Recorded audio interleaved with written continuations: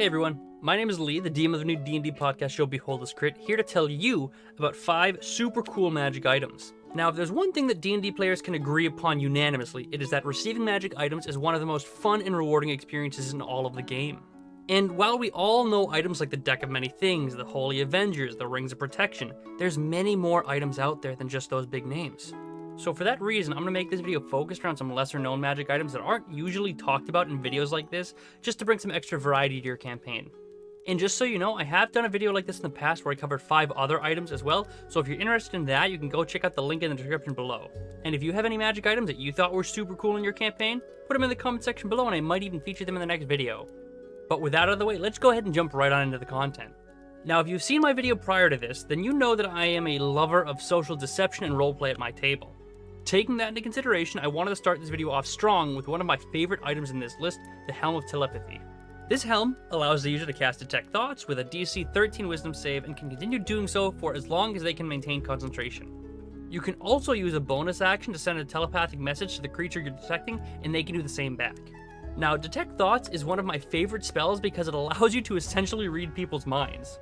With this item, congratulations, you are now a professional mentalist. But seriously, Detect Thoughts allows you to read their surface thoughts, and for an additional save, you can probe deeper into their mind to gain insight into their emotional state and something that looms large in their mind. Meaning that you can get a whole lot of information from just this simple spell. The only problem, however, with the base spell is that it requires all 3 components, being semantic, verbal, and material, making it relatively difficult to use stealthily. And that's where the Helm of Telepathy really shines.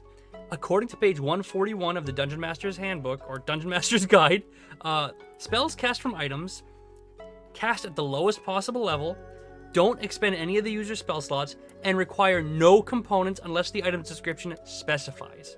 Meaning that suddenly Detect Thoughts can be used completely stealthily with no visual or audible trigger to warn others that you even cast a spell. Imagine using this for information gathering at a tavern. People won't even know they're having their minds read, unless of course you probe deeper, in which case they will, but generally surface thoughts are enough to give information, to give you a lead or, incriminate someone to the point where you can decide whether or not it'll be worth to probe deeper or not. But believe it or not, that's not even the biggest reveal. The Helm also allows you, while detecting thoughts, to cast Suggestion spell once a day with the same 13 Wisdom saving throw. Now, Suggestion allows you to suggest a course of action to magically influence a creature to do something that is not directly harmful to itself. If it fails to save, then it follows your action to the best of its ability during the duration of this 8-hour spell. You can also use a trigger and use anything to specify as a trigger within an 8-hour period, which will enable the suggestion. And again, just like Detect Thoughts, this can also be used without any components, meaning that it can be done incredibly stealthily. And the best part of Suggestion is that it doesn't specify that the creature knows you were magically influencing it or not. So long as the creature fails its saves, they have absolutely zero knowledge that they were under any influence of magic, making this helm one of my absolute favorite items and arguably one of the best at subtly influencing those around you.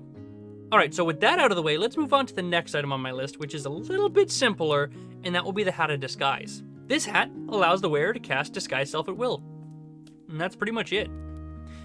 But read it again. Allows the wearer to cast Disguise Self at will. And one more time for those in the back, Disguise Self at will. If you couldn't tell, I'm really excited about 2 teeny-weeny little words in there, being at will. Disguise Self allows the caster to make their appearance different. They can change anything about their appearance as long as the change is within 1 foot of their original height. The only real limitation is that a tall race can't disguise themselves as a short race and vice versa, simply due to the height restriction. Now, Disguise Self is a first level spell, which means it requires a spell slot to use. So normally, each time you want to cast this spell or re-up the spell, it continues the disguise, you will need to visually cast a spell every hour, which may be difficult given any situation you may be in. However, this hat allows you to cast it at will, meaning there is no limitation to the amount of times you can cast this spell while wearing the hat.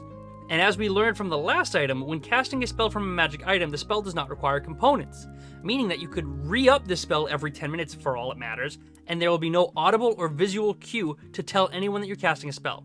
So you could literally walk around all day disguised without having any resources expended. This item is great for espionage missions and information gathering in local tavern or pretending to be someone you're not, but Disguise Self can already do that, so why is the hat so special if all it does is cast one spell? Essentially, the hat gives you the ability to cast Disguise Self infinitely with no components, making it impossible to see aside from a close-up inspection of the individual. Not requiring components and being able to cast this essentially infinitely makes this perfect for longer missions, such as infiltrating an enemy encampment or social espionage at a noble's dinner party. Casting Disguise Self manually would take multiple spell slots, and it would need to be stealthily recast every hour in order to maintain this illusion. But while wearing the item, you don't need to worry about that because you can just at will pop it up. So while this item isn't exactly game-breaking in power, it is still incredibly useful in certain situations, and its utility is not to be overlooked. Alright, so with the first two items, you can clearly see my personal taste in magic items both being focused around subterfuge and information gathering. So with that in mind, let's move away from the shadows and into the bright, beautiful sun with this next magic item, the Staff of the Woodlands. This staff, aside from looking just damn cool, is arguably one of the contenders for coolest items in D&D in my opinion. The Staff of the Woodlands is a rare magical quarterstaff that grants a +2 to both attack and damage rolls with the item, as well as spell attack rolls. Alongside that, the staff follows a similar pattern to the Staff of Power or the Staff of the Magi in that it has a charge system.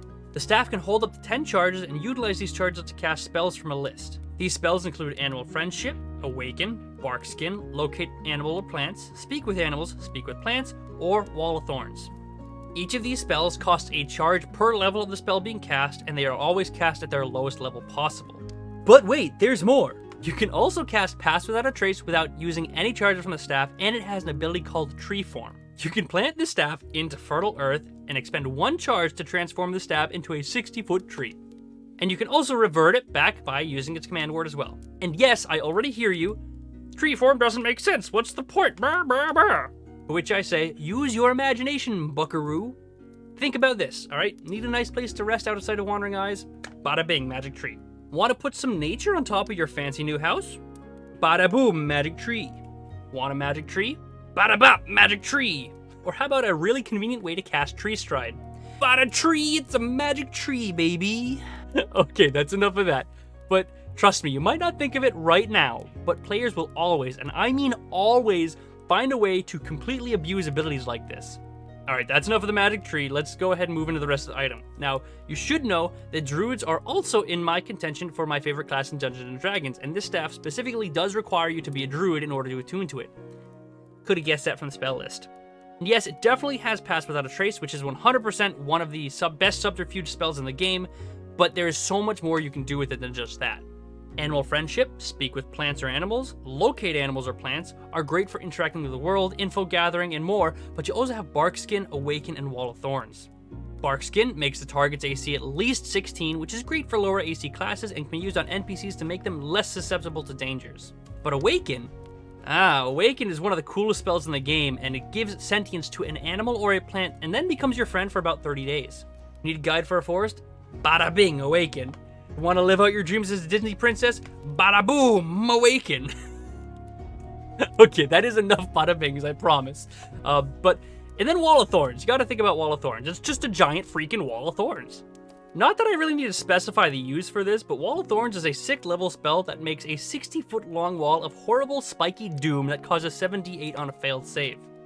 So as far as utility is concerned, the Staff of the Woodlands is an incredibly versatile item, and I highly suggest keeping an eye out for it or adding it into your campaign.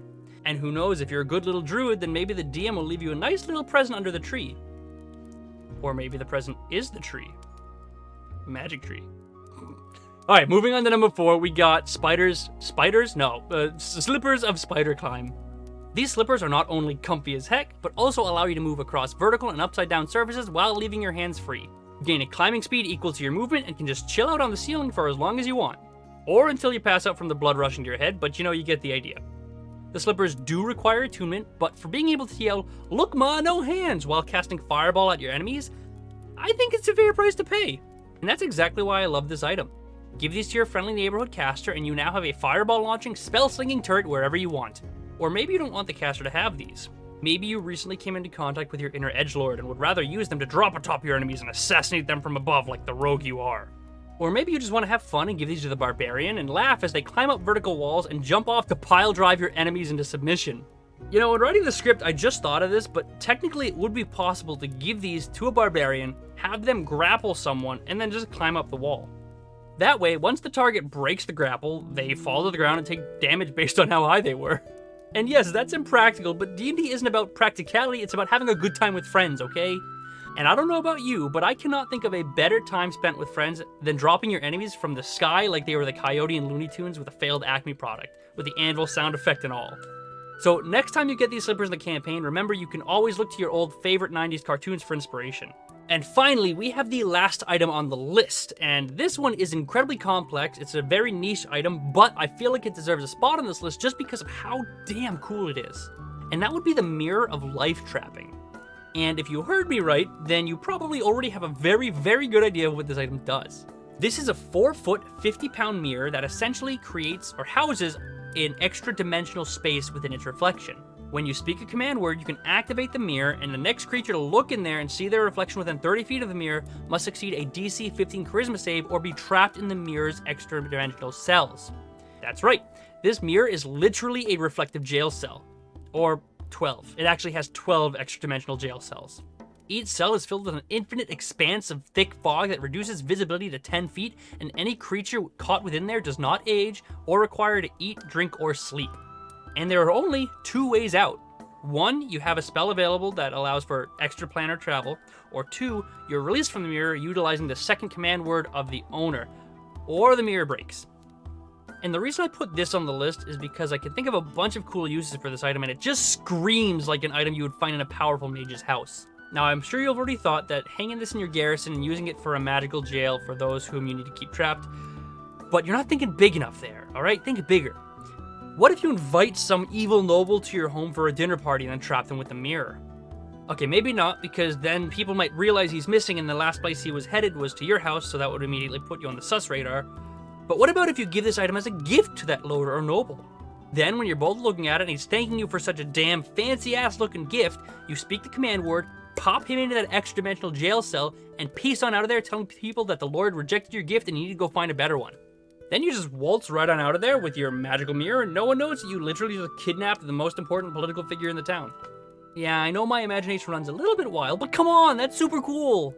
I know that if I gave this to my players, then they would try to use this in combat, which is arguably more insane than my idea, but either way, this item, like I said earlier, is incredibly niche, and even though it isn't really a combat item, it is a really cool addition to any sort of adventure to keep in, some sort of keep or mage's tower.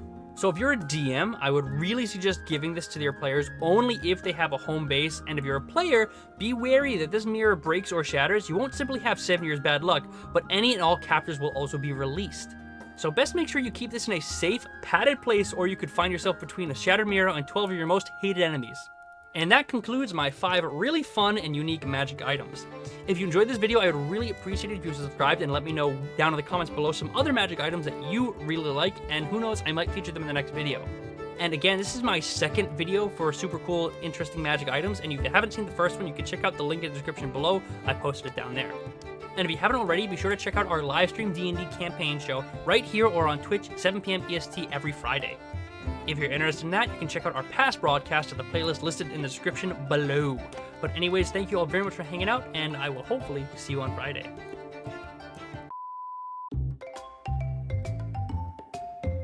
Taking that into consideration, I wanted to start off strong with one of my favorite items on the list, the Helm of Telepathy.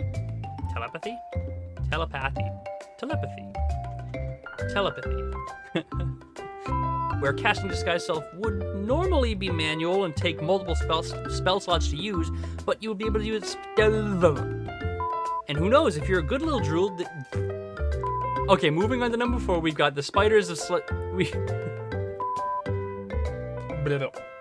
Or maybe you just want to have fun and give these to a barbarian. And yes, that's impractical, but D&D isn't about impractical. And if you haven't...